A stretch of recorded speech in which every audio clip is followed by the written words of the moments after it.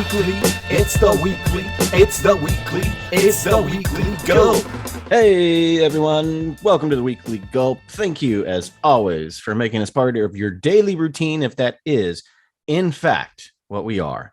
Lots of great stuff to talk about this week. We skipped over last week. We put out a different show. Go check that out. The best of R-rated comedies. We had my buddy Ben on and also John returning. It was a blast. It was a fun show. Please check that out if you love R-rated comedies. So Stranger Things just wrapped. Whew. I've got thoughts on it. We have a show coming in the works, so I'm not going to get into it on this podcast, but I will say I am teetering on the extremely positive side. No, there's no teetering at all. It's a complete positive 100%. Will there be nitpicks? I'm sure, but that's coming. I'm going to have a couple of guests on today. We're going to have Captain Cockney Spock on from Captain Cockney Spock's YouTube channel. And we're going to have Scotty R37 on from the Phantasmagorium show. And we are going to talk about the real problem that seems to be gradually growing with Disney Star Wars. And do we all think the problem is the same? Is there more than one problem? I think there's a lot of problems. And we're going to get into that. We're also going to have our pitches for either a Disney Star Wars. I hate saying that.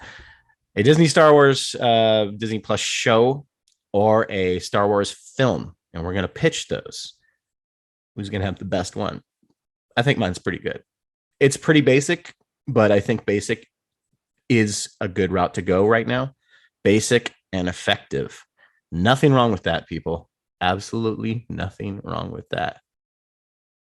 Yeah. So when you're talking Stranger Things, the last thing that comes to your mind is something like Kenobi, which was just fucking terrible, in my opinion. Lazy and cheap. And every episode could have used 5 more rewrites on those scripts. Someone wasn't catching all the mistakes they were making. But anyway, I don't want to talk about it. I don't want to give any airtime to Kenobi. I didn't like it. I was disappointed. Still love you, Ewan. Still love you. Still love you, Hayden. Still love you, buddy.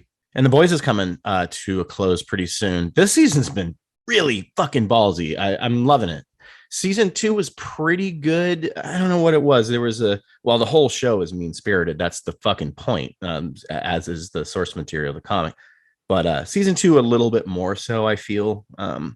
This season is just hitting the perfect notes of great comedy, dark as fuck comedy, really good action. I mean, some of the best superhero fights ever with Soldier Boy, and Huey and Butcher fighting Homelander. Was fucking so cool. So great. So I'm loving the season. Season 1's obviously my favorite still, unless this one just knocks something way outside the ballpark at the end. But the season's great. I like it's an improvement on season 2, in my opinion. And I showed one episode to a friend just in the middle of the season. Never seen any episode of the show before. Just watched a random episode, not knowing anything about anything, and at the end of it she goes, "That's fucking so entertaining." And I'm like, I know, right? And you didn't even really know what was going on. But it goes to show a good 30-45 minute 1 hour piece of television, if you do it right, if you care about your product that you're putting out, because you want to make it the best it can be based on your abilities to make it that way, other than just checking a box and getting content, quote unquote, out for people. Yeah, it'll get you every time. It's just, I've seen it a million times in my life with people I've worked with in the industry, not in the industry. Just when you give something your all and you know that you can, to the best of your abilities, make something better than maybe even it should. It's always such a wonderful thing. Instead of the bare minimum, a lot of people in this country and every country, they if they're a worker bee, they they work just hard enough not to get fired. Don't make a difference, don't make a dent, but they stay out of the way, out of sight, out of mind. When you're making entertainment, pop culture entertainment, you've been giving a huge gift, a huge gift. It's a privilege to be able to do that and get paid for it.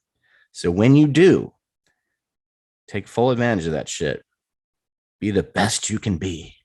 We've reached the part of the show I was talking about, where we are going to get down to the root of what is going on with Disney Star Wars. That almost sounds like a curse word these days. But joining Cinema Gulp today, returning guys, we've got Captain Cockney Spock from the Captain Cockney Spock YouTube channel. Hey, bud. Hello there. He's been called the Derek Summersby of Cinema Gulp, the Jack and Miles of Santa Barbara. It's Scotty R37. Sorry, I pulled that out of my ass. That was not good. No, that was great. Sorry, that was perfect. Did I break your concentration? I'll do better next time. Okay, guys, this is going to be fun. I mean, it's not going to be fun talking about Disney Star Wars and the state of affairs. I mean that's arguable. I don't know what your guys' feeling is. Like, I've just been thinking a lot about just letdown after letdown after letdown, and I'm not even talking agenda politics. I'm talking quality of storytelling is just canonical, very similar, Jude. Sorry, it's in the fucking gutter. Rooting, tooting, gun shooting, 6-pack shooting, Kenobi. 6-pack, that's beer. 6-gun shooting, Kenobi. What is he in the Wild West? Where's his lightsaber? Gentler weapon from a more civilized age. Bang, bang, bang, bang, bang. Who else can I shoot? What the heck? Who is this guy? Yeah, there was episodes of Kenobi where I was sitting there going like, oh, I remember when I was a kid and me and my friends would just make films, and it would be because my dad's friend would be like, hey, I've got a warehouse that you kids, I know you guys like to make movies. I've got a warehouse you can use for a couple of days if you want to make something fun. Oh, sure. We'll just utilize whatever you have in the warehouse. And that's how our movie will turn out. Kenobi felt like, well, we don't really have any ideas. So how about whatever studio we land in, we'll just use it there. Well, we got this 360-degree stage and a couple of lightsabers. Oh, well, crank them up. Let's go again.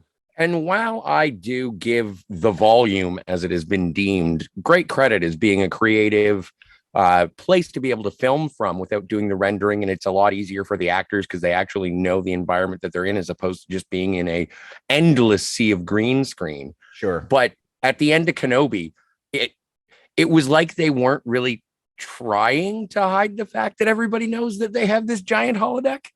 Yeah.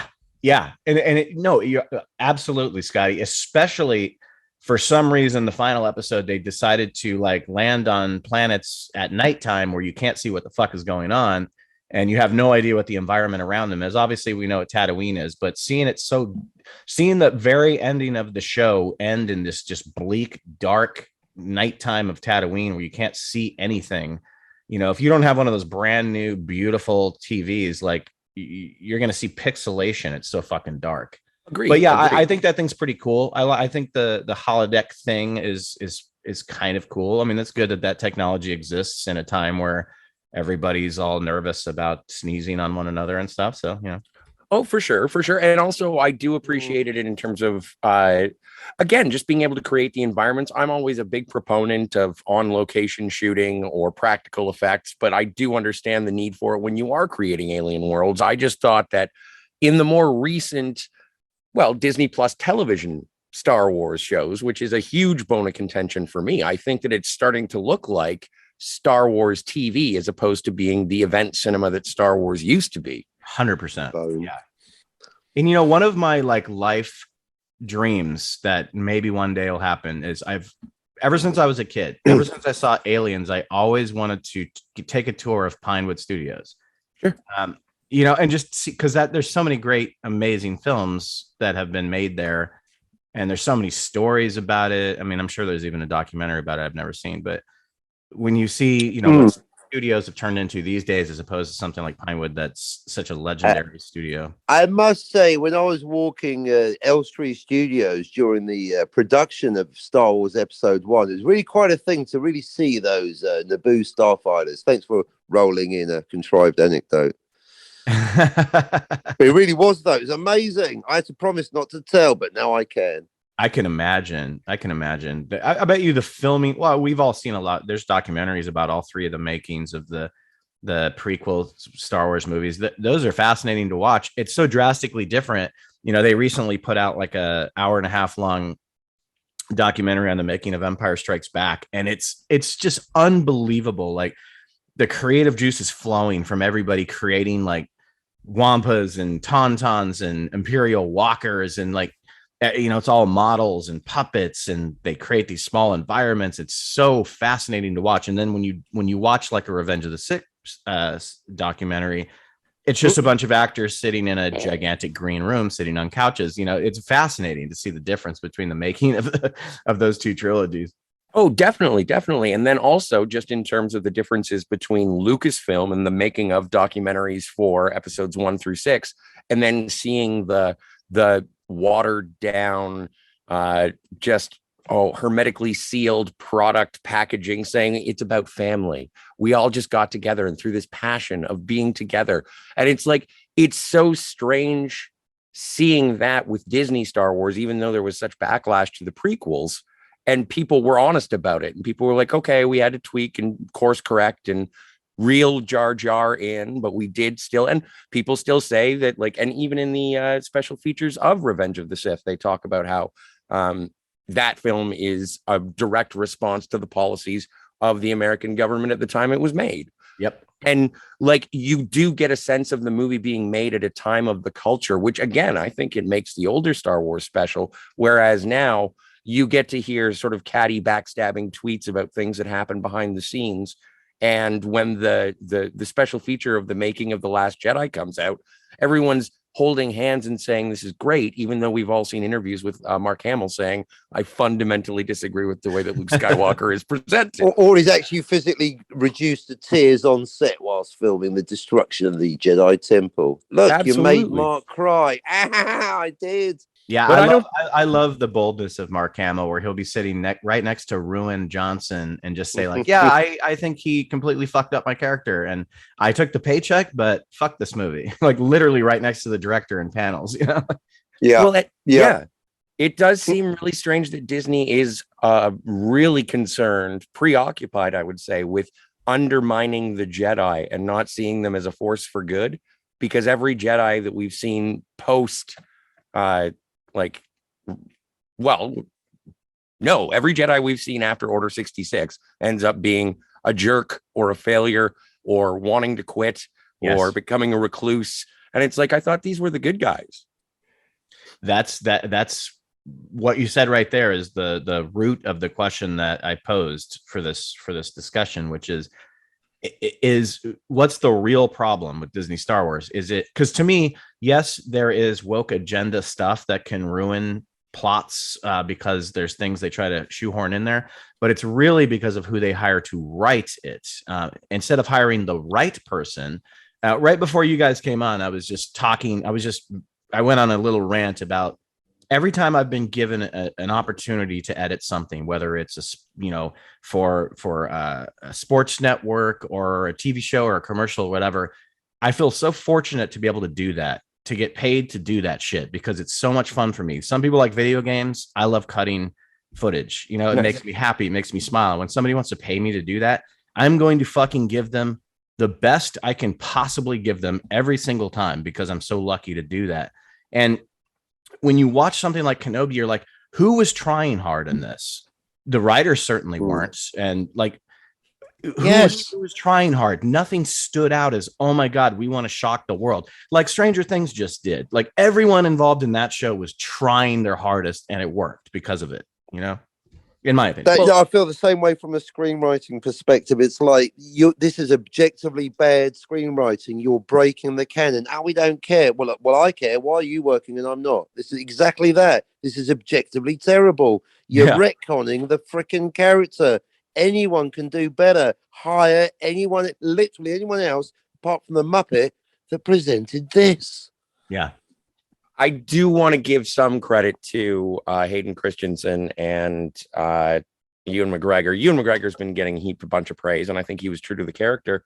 But I think that that Hayden Christensen, even in that sort of bisected helmet closing shot, spoilers, I thought that he did a good job. Helmet? I thought he did a good job at conveying the character and also maintaining there wasn't a hug and learn. No. It was no Darth Vader's an evil man. And I felt bad for Hayden Christensen because I thought this was going to be him showing people, look, I really can act. The prequels just didn't give me anything to work with. And I thought bringing him back was going to be, because you could see it in his face on the few times you actually get to fucking see his face, that he wishes he had some material to work with to really show, like, he did the best he could this time. And I will say that because I don't think he was trying at all in the prequels. I've given him a lot of shit, and I don't give the excuse, well, the writing was bad. Well, yeah, but Ewan McGregor still managed to be good. So, Yeah. you know, So, but I think that Hayden really didn't, they kind of fucked him over. I mean, it's cool that he got paid and it's cool that he got to be Darth Vader, but they never gave him a moment to just be like, fuck, see, haters, like, I'm good. You know, he never got that. a speech with a helmet off, that's almost a shoe-in. You're right. In hindsight, why don't you put it in? You go back to The Empire Strikes Back where they're lowering the helmet, but just have that would have been, yes, see, that's what I'm talking about. That's what you're talking about. A golden opportunity missed. Yeah. Well, and I think they did touch on it, but they didn't go as deep into it as they could. Anyway, that's what she said. Oh, thank you. Thank you. Long story short, when it comes to like my full review of Kenobi is that it should have been a movie. And it was So- intended to be a movie. It would have been a movie. There's that recent news last week that came out that the original writer that got a story by credit on the show had written the movie, and they took certain elements from it and they shoehorned in this ridiculous Princess Leia subplot that wasn't in his original script. That whole thing just makes no fucking sense. That just undermines A New Hope so fucking bad. You know, just Hey, look, there's an Imperial officer with 4 legs. No, it's fine. Yeah. Well, and again, I've only seen the first and the last episode, and I don't feel like I was missing anything. And I was talking to people, and they said it's fine. The first episode is a bore fest. It's True so story. fucking boring, man. And the last episode, because they decided to shoot it in all darkness with no lighting, you can't tell what the fuck's going on. But I'm assuming there was something interesting happening. I don't know. But yeah, a wasted opportunity. But that's not even the beginning. Like, to me, the crack started to show in Mando season 2. Even though I still like Mandalorian, I think it's better than the other shows. But that Boba Fett show was so fucking bad. Like, it was almost like someone was trying to get fired, like self-sabotaging themselves by putting that out. It was so dumb. Well, and again, because they were not following through with the anthology films that they said they were going to have. I know. Think about that, man. You were going to have a fucking James Mangold directed Boba Fett movie that was going to have Boba Fett just as a badass bounty hunter instead of sitting on his fat old ass, relying on his sidekick Asian fucking chick to kick everybody's ass while he sits there. And she's from Israel. Now. I love her so much. And yeah, I love her. She's the bright spot of that show because she's amazing. Yeah. You have Jennifer Beals in a Star Wars. You ever a Twi'lek costume, and you get to see her in 2 episodes, and then she dies. I know. Have you guys seen the trailer for the Cassian Andor show? Have I? I believe I did see, yes. It looks better. It looks like it's shot with the photography more of Rogue One, which to me was definitely the best movie to come out of Disney Star Wars, hands down. Apart from the fact that it ruined Return of the Jedi completely and forever. Yeah, no, I mean, it has its problems, but like from a filmmaking standpoint, it looks really gritty. Vader, build me a second Death Star with an even bigger deliberate hole in a thermal exhaust port. Big button saying self-destruct, Vader. Yeah. Totally ruins the entire saga. Oh, it's the least crap film, whatever. Well, yeah, but that's that's the thing. Just when you make these Star Wars story one-off things, you're intruding on the story that we've already seen that we love so much from the original trilogy. You're always intruding on it because they don't have any new fucking ideas. You know, I'm still waiting for the bottom to fall out and for us to get a what's his name? What's his name? Salacious B. Salacious Crumb. Salacious B. Oh, Crumb yeah. TV show. Spin-off. Absolutely. It might be good if it has a laugh track and a studio audience and it's kind of like a sitcom. That might work. I don't know. If my middle-aged tobacco-addled vocal cords were still as nimble as they were in my 20s, I could have done a good Salacious Crumb. Like, it really is getting to the point that I do think the bottom has dropped out. I think that Obi-Wan Kenobi as a television show is almost blasphemy. Just to take Ewan McGregor, a major motion picture star, in arguably one of his most famous roles, and then put it on a streaming service is kind of ominous in the state of cinema. Yeah, it's a little weird. It doesn't. I don't know. why are they so scared to make another film, or do they just not have any ideas? I would say the latter. They just don't have any easy. fucking Solo ideas. lost money. Yeah, Solo. Well, you know, and so remember, people have forgotten about this, but they had two directors on that movie. The directors of 21 Jump Street and the Lego Movie. Their name is escaping me right now. Lord and Miller. Lord and Miller. They fired those motherfuckers when they were only after 80% of the movie. I know, dude. Who does not want to see the Lord and Miller cut? We fucking have to see that movie. Not in what the I House hear, of it's like a slapstick comedy almost, which to me would have been better than the bland, expressionless, emotionless, boring, standard, basic movie that we got, which was Solo. Emilia Clarke elevated that movie to the zero that it is. Yeah, I can agree with that. Yeah, but I do think Woody Harrelson, who is usually franchised Viagra and will make anything better, even he couldn't save that movie. Well, and I think that I don't think it's the comedy. Everyone speculates, and I have no facts to back this up. This is just my opinion and what I sort of the vibe that I get off of Lord and Miller as directors from 21 Jump Street and the Lego Movie, but also just from the way that no one is allowed to be a bad guy anymore unless they're in like red paint and holograms. Like every bad guy has to be either established or just a mustache twirling villain. And I think that possibly the intention of the Solo movie was Han's an asshole. That's the entire point of A New Hope, is that he actually subscribes to the rebellion and helps his friends and starts being altruistic. I think it was probably funny as fuck. And I think they didn't cut it because it was funny. They cut it because it was mean. Yeah, and that's the thing. You can't make a Solo prequel because his redemption arc happens in A New Hope. So if you stayed true to the character, which that movie did not, he would have just been an asshole through the whole movie. Double arc. He has to become an asshole and then go through oh, look, it's the same arc again. Yeah, when you get that weird, I call it the Lost Boys, that group of kids that are like pirates. It reminds me of Mad Max and the Beyond Thunderdome kids, you know? Yeah. But like he goes and he helps them, and it's like, well, no, he's not supposed to have ever helped people for selfless reasons until A New Hope. So right. Yeah. Fuck that. And that I think is A New Hope. Oh, you mean Star Wars? Star Wars. The only reason, dude, trust me, I don't call it a new. I'm only doing that just to differentiate, just so we know what we're speaking. Yeah, for the new kids out there, well, fuck them. For the new kids, yeah. That's subscribe look on the to Gulp. Look on the plus side. No one's saying part 4. Thank you. You're welcome. Episode 4. Thank you. Yes, quite. And that, you know, when that was introduced, it was sort of a tease as to something that so that means there's more. What are you talking about? And it was something that was interesting, and it inhabited your imagination. And now it's just like, oh yeah, no, there's another episode. What do you guys find more offensive? The fact that they did that and called it A New Hope, or the fact that they renamed Raiders of the Lost Ark Indiana Jones? Indiana Jones and the Raiders of the Lost Ark. That's a mouthful. Get it over with and call it episode 2, because obviously, be consistent, Lucas. The Temple of Doom is a prequel, therefore it's episode 1. Yeah.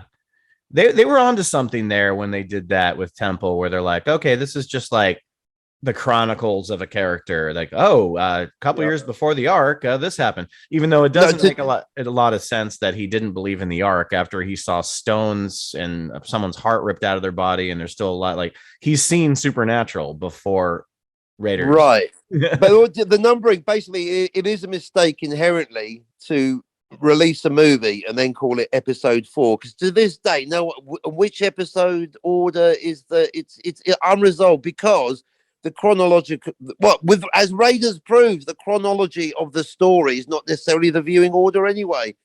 So he could have done the prequels, but they should have been called episodes 4, 5, and 6. To this day, where'd you start? Skip episode 1, but that's a different story.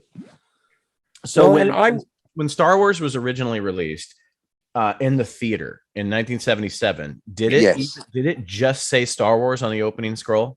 Absolutely. Yes. Don't even look. I've got the production book right here for The Empire Strikes Back. During production, so in other words, after Star Wars was released in 1980, when they were filming Star Wars The Empire Strikes Back, it was called episode 2 all the way through production. It And never was meant to be because there episode was 4. no story, and he had Jack and shit as far as the That's the point. Yeah. That's my new theory. Is basically George just basically got a shit ton of Colombian marching powder and went, "Oh, I'm gonna do 9 episodes, baby." And you know why? Because when Yeah, you like watch it- when you watch all 3 of the prequels, you're like, wait a minute. It's the not entire- canon. No, It's not. It's all a retcon. You talked about the cracks. The cracks that started setting in 1981 with the release of Empire Strikes Back, with 2 Force-sensitive twins having a tongue sandwich. Thank you, George Lucas. She was just trying to piss off. She was just trying to piss off Han, but it would have been. She used her tongue. Oh, I guess so. Yeah. Well, you I couldn't. didn't freeze frame it, but I You should. couldn't hold back Carrie Fisher back You- then. She was doing way too much coke. So Bless her Allegedly. soul. allegedly, Nice. yeah, sorry. Wherever she ends up, wherever she is. Thanks, Carrie. Thank you. Yeah. So Amen. I did not unsubscribe to Disney Plus yet because I am more curious about Andor than I think some people are. I'm hoping it has more of a feel of like. I couldn't be less curious. I'm actually I know, resentful that the I series know, and exists. I'm How about kind that? of I'm on- actually. I've gone past non-curious to resentful. I resent the existence of this TV show. Yeah, I guess you're Give us right. something with. Can we not have 9 episodes of Felicity Jones? I mean, what the fuck, you fuckers? Yeah, no, I guess you're right. I'm on an island by myself. I guess I'm just like wondering if it's gonna. I don't know. I don't know why, because I'm just setting myself up for disappointment. He's boring. He murders his friends. He's going to die soon. Literally, no one cares. That's why I'm interested, because I've always wanted to see a story of the inner workings of the rebellion and the inner workings of the Empire a little bit more than we got in Rogue One. They're a bunch of hippies, But sitting they're- around but in the smoking hands of Disney, space spice. They're gonna fuck that up in the hands of Disney anyway, so I don't even know why I care. Well, because it's always the hope. We're in a time where it is convenient and easy to just sort of dismiss anything new coming out from Disney as crap. Yeah. Or as exploitative product. And, a lot of it is. A lot of it is. But there is always that hope that it's going to be good Star Wars. You want good Star Wars. I want good Star Wars. I just think that ship has sailed for me. I think that they've killed it so much that I don't even want to go back, even if I do hear something is good. Yeah, I know. If you count up, like if you get a pie chart constructed and you think about the fact that there's Star Wars Day and there's like Star Wars Celebration conferences and events, but if you pie chart like how many good to how many bad Star Wars, there's really only 3 good of anything. So It's that. yeah, it's kind of weird that it's such a huge property, but most of it's been shit except for the originals. It's a House of Cards, man. I finally realized that's the thing. I've realized that I've been propping it up in my mind for decades. That's exactly right. It peaked in about 83 maybe after Jedi. What Caravan of Courage? I mean, come on. As soon as Star Wars came out, we had the holiday special. George Lucas, you are not a consistent genius. No one is. We're all humans. You're still great, George, but come on, holiday special. No. Well, it's kind of interesting that gets lost in the conversation about the prequels in the original trilogy is that it is sort of a Lord of the Rings and the Hobbit trilogy, sort of repeated itself in that. Nice analogy. Yeah, It rhymes. that is good. Yeah. You have a masterpiece trilogy, and then the same artistic team essentially comes back. But you have the overuse and dependence on CGI in the Hobbit trilogy, and that's what really fucked it up for Same me. thing. And the lack of source material. You had the Hobbit equivalent of notes. Yeah, very consistent. 3 3-hour fucking movies off a tiny book. What the fuck? And it was original. Yeah. So, that would be the analogy in terms of the drop in quality between the original trilogy and the prequels. But everything that has come, I went and I saw The Force Awakens 3 times, once in IMAX. So, like, I really liked it. I was fooled into it because it sounded like a song that I wanted, because all I wanted was a TIE fighter. I will admit, I liked it too when it first came out. And I too, sir, I saw it with my friends. Then I took my dad and my brother to see it because it was like a nostalgic moment for us. We haven't been to the movies with my dad since we were kids. And my dad loved it because he was a huge Star Wars guy. And the third time I took a date to it. So I did see it 3 times and I enjoyed it in the theater, but it's not a movie I go back to now because it fucks everything up. We wanted something that felt and looked a little bit more like the original stuff. Mm-hmm. But the cracks started, and the cracks started showing later when you really think about it and you're like, oh God, like like Han Solo just left his family. Like what? Like, Well, and Captain, you were saying earlier that Rogue One destroys the magic of Return of the Jedi. I think that Rogue One absolutely coils one off. If you think about it, it's just awful to everything that had been accomplished in the original trilogy, and you found out that okay, Luke's away. He doesn't like anybody. R2D2 is comatose for some reason. Made no sense. Luke, or Han and Leia, they got divorced, and their son is just an asshole. Emo. He's Tim Possible. He's turned into Tim Possible, hasn't he? Like Lando is nowhere to be found. And then at the end of all of that sort of revelation that you get in the first bunch of the movie, you end it by just saying, yeah, Han's son's going to stab him in the chest. Let's do that. That'll be fun. It's for kids. Yeah. It is. For me, it's personally, it's very funny to do a stream with Tim Possible because when he's on camera, I can't help but just go like, he just looks so much like him naturally. He is Kylo, more Kylo than Kylo. Big shout out to Tim Possible. There's people that are just unapologetic, fucking bleeding heart through and through. I don't care how shitty it is. Fuck you. I love Star Wars, and it's not up to you to choose. Yeah, and that's fine, man. Whatever floats your boat, I guess. Like if you're okay with mediocre with terrible storytelling and terrible production and terrible filmmaking, that still entertains you. Great, that's great. Good for you. I always compare like these Minions movies that to me is just making our children dumber by the second. Like it did literally. I just long for the cold embrace of death just watching the trailers for Minions movies. But then you have a trilogy. What you mean? Then you have a trilogy of animation of How to Train Your Dragon movies that are 3 perfect movies to me. Absolutely perfect films. People trying hard, creating great stories, amazing animation, just wonderful movies. It's like, and they don't make as much money as the Minions movies. Why? Like, is it because it's not dumb? It's because it's not dumbed down.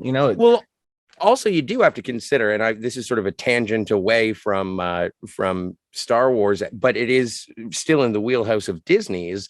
That's DreamWorks Animation, and the Minions. They basically talk like they just like Beaker from the Muppet Show, right? Yeah. So there you go. There's your want to speak English. There's your international market. You have a built-in international market because the base, like you do not have a language to base your main characters off. That's a good point. No language I ever heard of. Part of the reason they speak English in Beaker. I never even thought about that, Scotty. That's kind of a genius take. Like you can sell it internationally because they're just like or whatever, however the fuck they sound, Yeah, they're like that's Illumination. That's Illumination Studios, which to me everything they put out is trash. We could have a whole episode about what our favorite animations are. That clearly went well. Sorry, guys, a little tangent, but it's all still relevant to what we're talking about because the heart of the matter is like it's not a myth. When you try hard, you usually end up with something good. I mean, I don't know. Tommy Wiseau tried pretty hard in The Room, and we saw how that turned out. But you also have to have talent, not just passion. Tear me apart, Lisa. Yeah, there is a line where yes, you need to be passionate and you want to give it your all, but you also have to be good at it. And you have to be willing to push envelopes, and you have to be willing to be a little bit dangerous so people aren't expecting something. But when everything sort of happens to fall into the puzzle that was already there in 1977. Yeah. Like that's everything is just falling back into solve a Rubik's Cube that was never unsolved in the first place. Exactly. And we all know Disney is so famous for being risk takers and groundbreaking with their stories. Not since the days of Touchstone Pictures.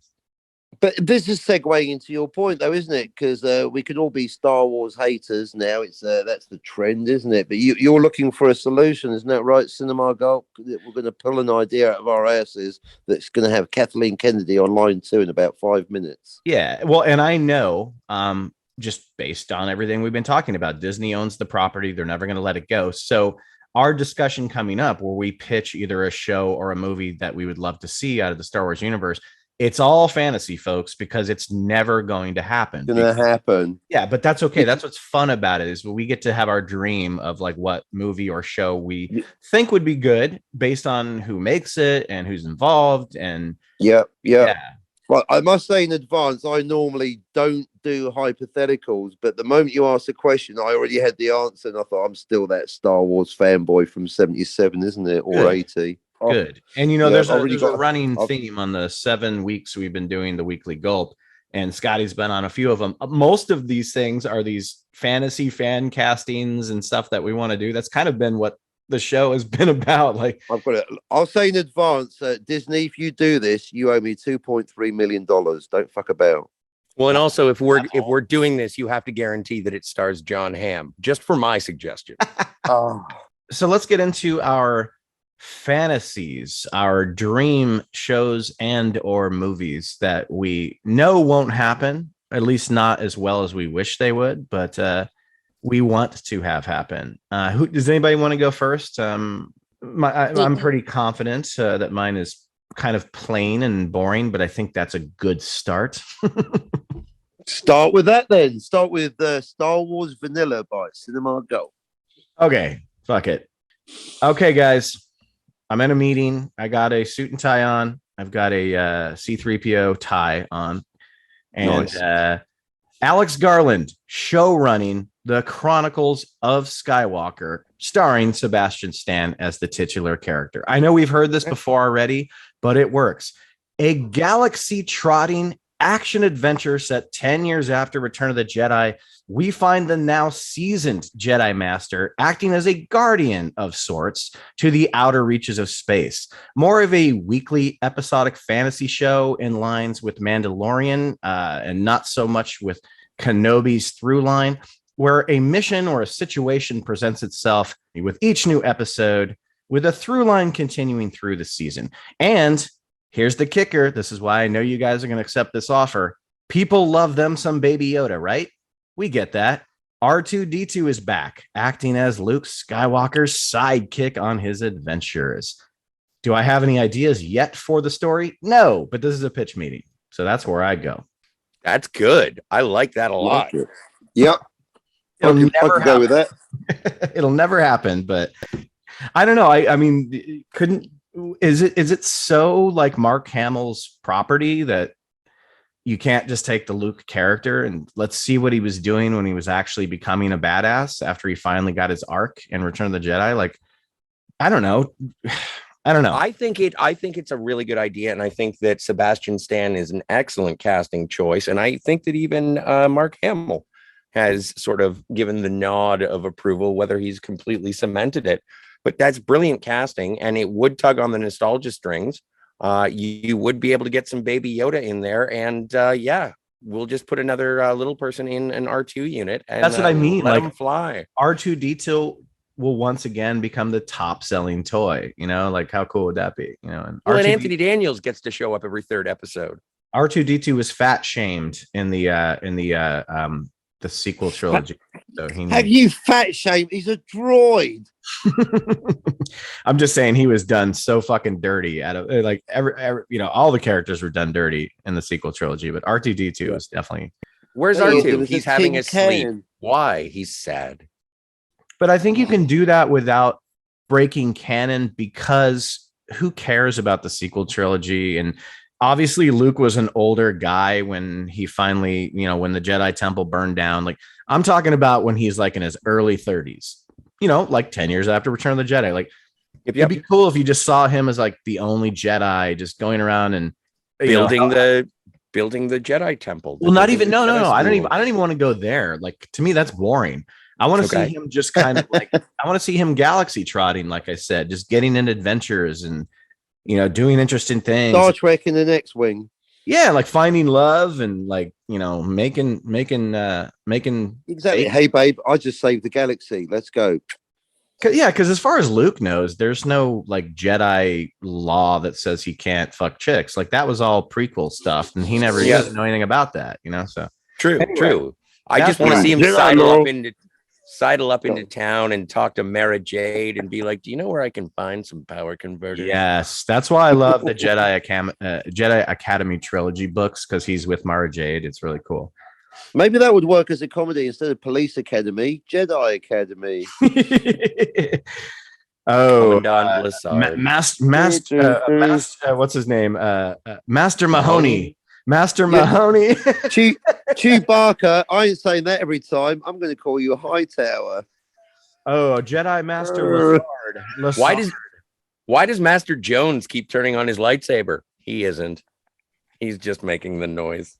So that's my idea, guys. Let's see what you guys got. You guys probably got something more original, but to me, like, that's just something that seems like an easy win if you get the right people. Oh, and I'm sorry, I mentioned it in the pitch, but Alex Garland being the showrunner, I mean, that dude is a fucking rock star when it comes to sci-fi. You know, like, not just his movies he's directed, Ex Machina, Annihilation, two of the best sci-fi movies of the decade, but his writing credits, the dude's like fucking written kind of everything. You know, he's a brilliant writer. You guys know I'm a Star Trek fan, so based on that, I've always had sort of an affinity towards starship-bound military organizations, and I wanted to explore what it's like to be aboard the Imperial Star Destroyer Avenger, or whatever you want to call it. I don't even have a title for the name of the ship. Let's brainstorm. But like, I think that it is the crew of a Star Destroyer doing the Empire's will. And I don't think that they're all that upset about it. I think that they are kind of like Lower Decks. No, not at all. Upper Decks, Imperial Decks. This is an episode where, you know, Vader may show up on an adjacent on the Executor. And he may show up, jump out of light speed, and be like, where's that rebel base that I asked you to find? Well, we didn't find it, sir. We're on our way. We're doing that right now. I asked you to get it done by Tuesday. Choke, dead, new captain. Yeah. Like, we've seen a million times that when you're one of the officers on any Imperial ship, your only mission in life is to not be killed at the hands of Vader for failing a mission. Office politics. But deadly office politics. And also, I think that the atrocities that the Empire actually, like, they're bombarding planets all the time because they're unwilling to give up their spice or whatever, the blue milk. And so they're going around and they're doing like colonial, hey, you said that we'd have wheat. Where's the wheat? We don't have it yet. All right, well, we're going to have to shoot your biggest city. Sorry. And then you get to see the glee of the evil of the Imperial officers as they do evil shit. And I want to see that. Obviously, there has to be a sympathetic character, or there has to be some sort of uprising, a natural uprising of a rebellion upon a Imperial Star Destroyer, similar to the Maquis on Voyager, what they should have been, bucking against the system of Federation. So what I want is a contentious office, military style Hunt for Red October kind of Imperial Star Destroyer show with an uneasy cast who may not be here next week. Sorry, guys. Schindler type of character, like a Schindler's List type of character within the Empire. You could even have someone who is like, so they've done terrible things, but they have manipulated the greater good. Like, they've done bad things. They're not good people. Like, it could be and also, as I mentioned before, the person who is going to be around the most in the show, John Hamm. So, of course, and he's going to be in an Imperial uniform. He's going to be a commander who never accepts promotion. He'll be like the Riker of whatever. What's the name of the ship, guys? I didn't know that they named Star Destroyers. I did not know. No, they do. Yeah, the Executor, the Widowmaker, the Inditer, the Big Arrow, Vindicator, the Phallic Projector, the Pizza, the Midlife Crisis. Yes, I remember in Jedi Academy they had the Sun Crusher. That was kind of cool. Mm-hmm. The Pizza. Oh my goodness, that's what it is. At the end of season 1. 12 of these fuckers dock together and make a giant circle. Look, we're a 2D Death Star. You are now in charge of a new Star Destroyer, Captain. What would you like to call it? Is Insta Bacon or Bacon Well, Porn. obviously, I mean, if it was up to me, obviously I'd call it the Jessica, but that's for personal reasons. Well, no, but that's good. That's fine. But it's just it doesn't spread fear throughout the galaxy. How about a bit of office politics? I mean, not too much. It is a Star Wars show, but what about romantic affairs? Is he boffing the ensign? I mean, it's John Hamm. Come on. Well, of course. Well, and you know what? I'm not married to John Hamm. We don't necessarily, and Yet. he may not even be interested. Necessarily. But yeah, that would be my idea. I love the idea. I love it. Would be a ship based. It would be a ship based. Oh my God, this is what the Empire does, and there are people within the Empire who don't want to do it, but there are people in the Empire who love. See, your pitch. doing it. My pitch was fairly vanilla, just because it's very plausible, even though it won't happen. Your idea is so ballsy and interesting. There's no fucking way it'll happen. I love rejection.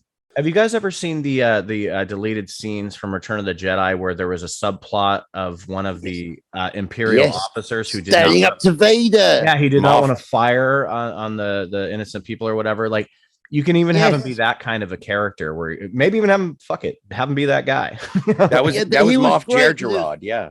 Yes, I love that. Nice. They should have kept that shit in the movie. That was great. But some of our troops are on that planet. I know, shut up and just shoot it. But yeah, exactly. And he actually smart mouth Vader. Oh, he smart mouth Vader, didn't he? You can't come in, Vader. No, you can't. Emperor's orders. Fuck off, Vader. Make me a cup of tea. So we only have one more show to pitch, Cap. I know, and I actually Cap learned about what we were going to discuss so late, but I have a feeling he's still going to have something great, and that rhymed, by the way. Yeah, 10 seconds is all I needed. That's what she said. Okay, here we go. Emilia Clarke, Anthony Ingruber, a tall person in Solo Weekly. I guess similar thing. I think just the idea, whether it's Luke in an X-Wing or an Imperial officer, I think the Star Trek model, you're in a spaceship. You can basically have any kind of adventure that is good for a TV show, conducive to TV gold. But basically, the era is going to be, well, I'm thinking prequels, but maybe post Jedi. Can we get Emilia Clarke back in? Is her character still around? Is there any Crimson Dawn going on?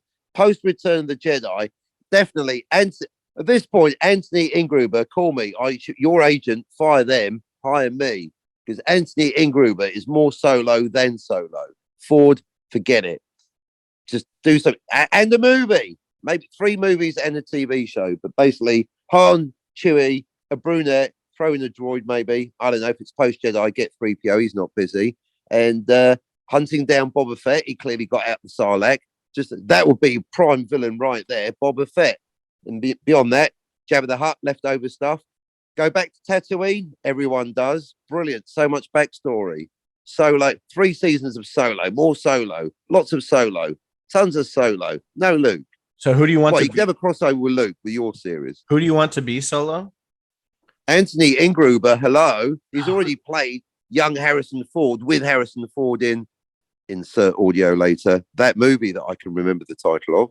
What movie is Yes, that? true story. What's the movie? So how do you say exactly? Wouldn't it be so great if I could actually remember the title of that movie? But it does exist. I know what's it does. The guy's name? Anthony Gruber. Anthony Gruber. Yeah, he basically did a pitch on YouTube, an impersonation of Ford as Solo, but bit of acting, not just him. He should have got it. I mean, and you went with Spielberg's dentist's son. I mean, what the fuck? Were they gassing you or something? Come on. That guy's so short, he'd make R2-D2 look like Chewbacca. It's ridiculous.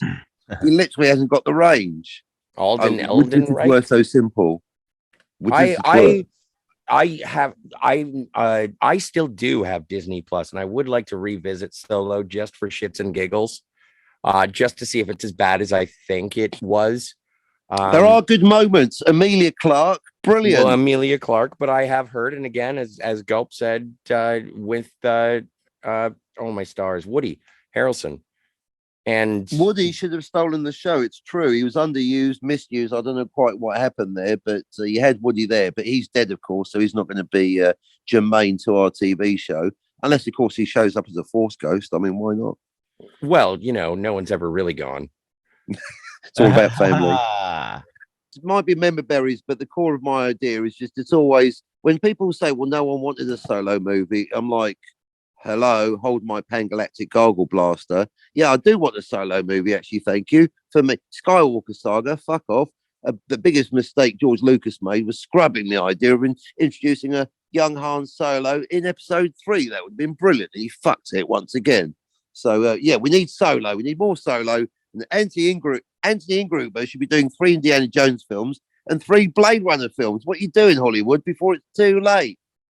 Yeah, and correction, I don't think people didn't want Solo movie. They just didn't want that Solo that Solo Right. movie. True. Yeah, in 2 hour running time, we got to learn how he got his gun, how he got his jacket. He did the Kessel Run. Anything else I'm missing? Oh, he shot first. Like he fucking covered all the contrivance. So who are your people? I don't have any people. Okay, we're gonna call you Han Billy No. Oh my god, that dude, that the Was the naming worst. of Solo might be the worst thing ever in Star Wars. Like, it's the dumbest thing.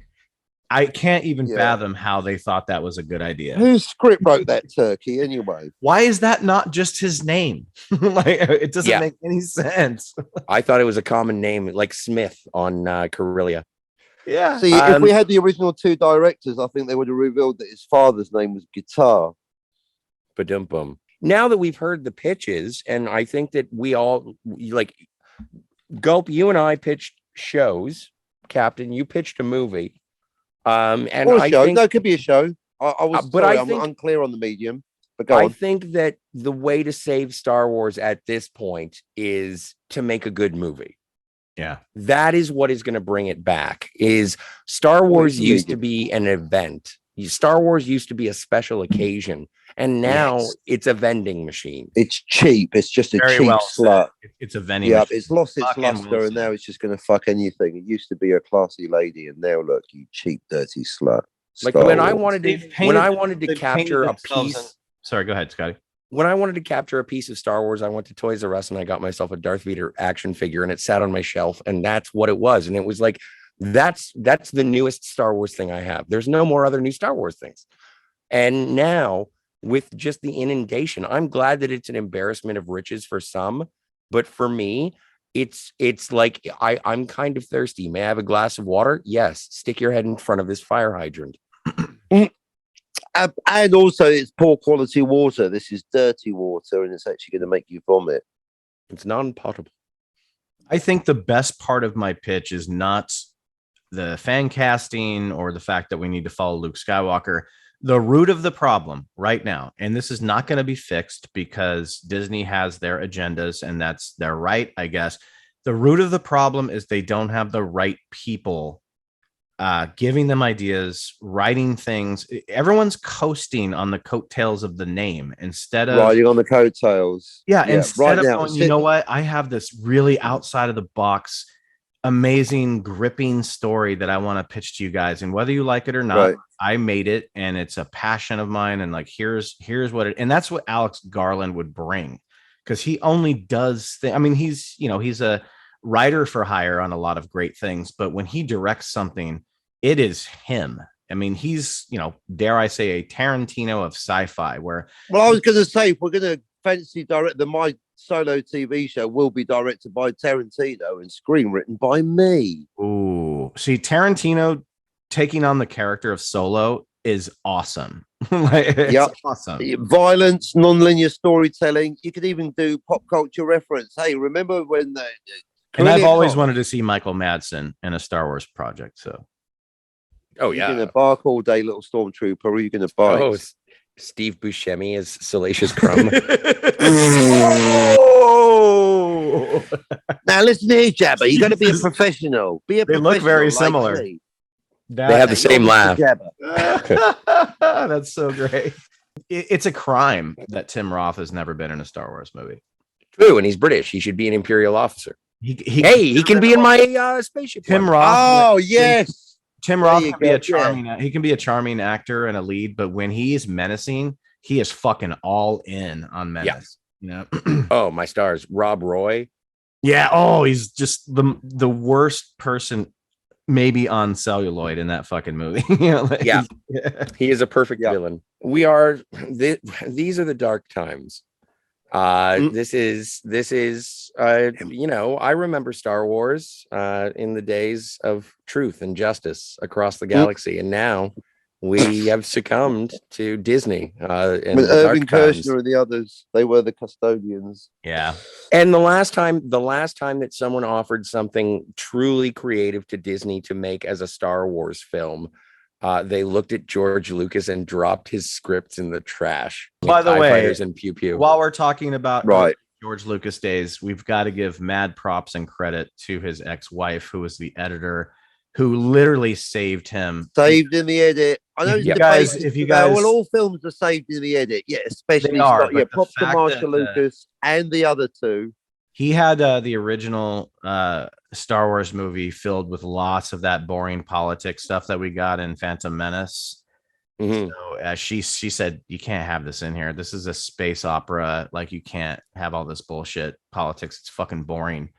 Hey, George, why don't you have the rebels attacking the Death Star and the Death Star attacking the rebels at the same time for extra tension? What's that, Marsha? Oh, yeah.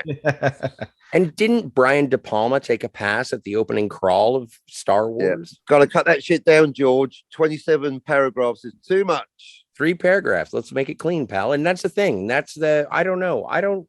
I am so jaded by the idea of Disney now that I'm wondering whether or not there is any creativity there, or if I'm just being too harsh. Obviously, you are not being too harsh. They're not. Yeah, you're right. They're not hiring. Sitting here today, Miss Heard, Miss Kennedy. Sitting here today. Do you have any prepared outlines for a TV show? I'm promising. Ryan Johnson's in the lobby. I pledged to have a pitch. No, sitting here today, Miss Kennedy, do you have a script outline? No. Yeah. I'm going with Scotty. I was going to award the best script idea to either Cinema Gulp, because it's his show, or me, because I love myself. But Scotty, I think Imperials in Space. It's a bit like Star Trek Mirror Mirror crossed with The Empire Strikes Back. It's brilliant because you can with a marquee element. You got cloudy morals, something a bit more adult. You got something, and then blowing up planets every other week. Brilliant, and avoiding Ozzel. I think I like to see a treatment, 3-season outline, and a script for the first episode by Wednesday. Well, and I as well like Scotty's pitch the best. And it's a great opportunity. Like he said, he wants John Hamm in it. That's fine. But how great would it be if you have John Hamm and Tim Roth as opposing Imperial officers with different ideologies, kind of playing? Oh my God! It could be like Crimson Tide or Das Boot. Yes, Das Boot. Everyone must be forced to watch Das Boot 3 times before writing the script. That you get Das Star Destroyer.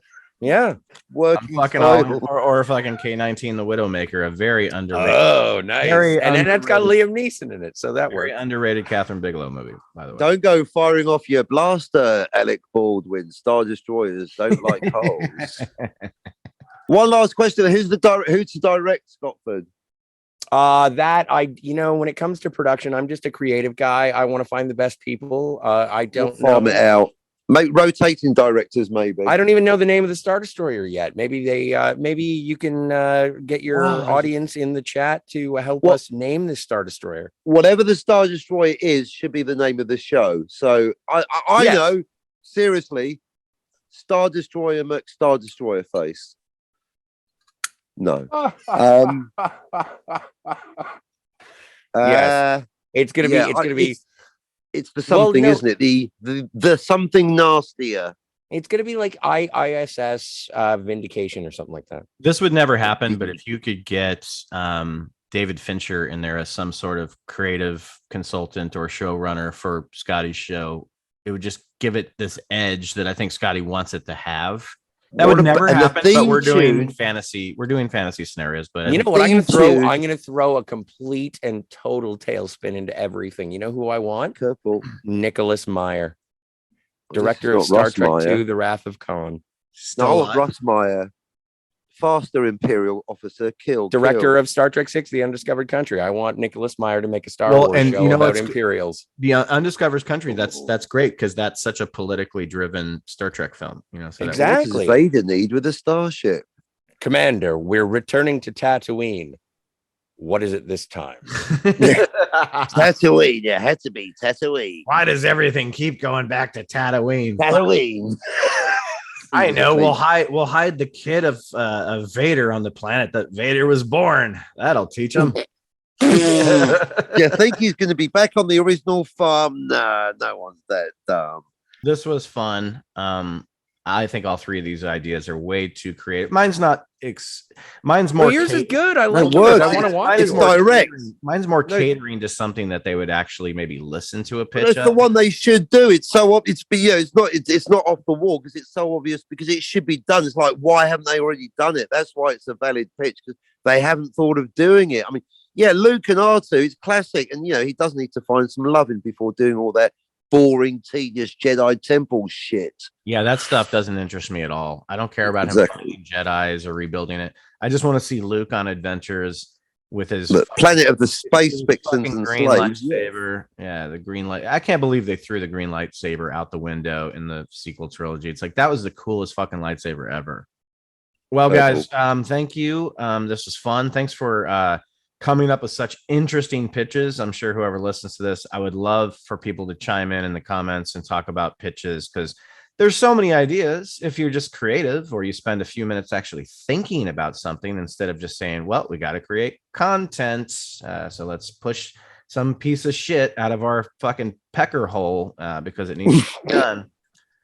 So you guys are the three of us. I'll throw myself in there too. We're way more creative than the people they have hired there.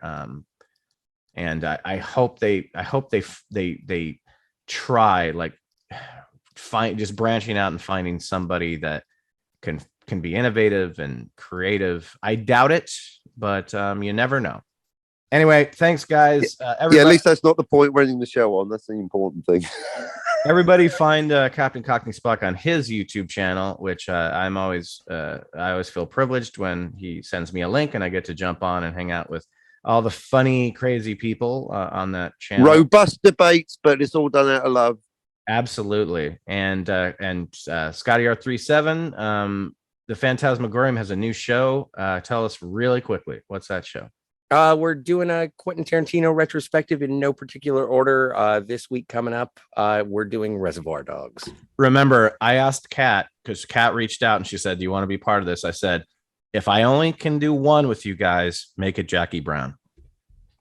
Then I'll see you in 2 weeks. Yes. Until next time, everybody, we drink your cinema.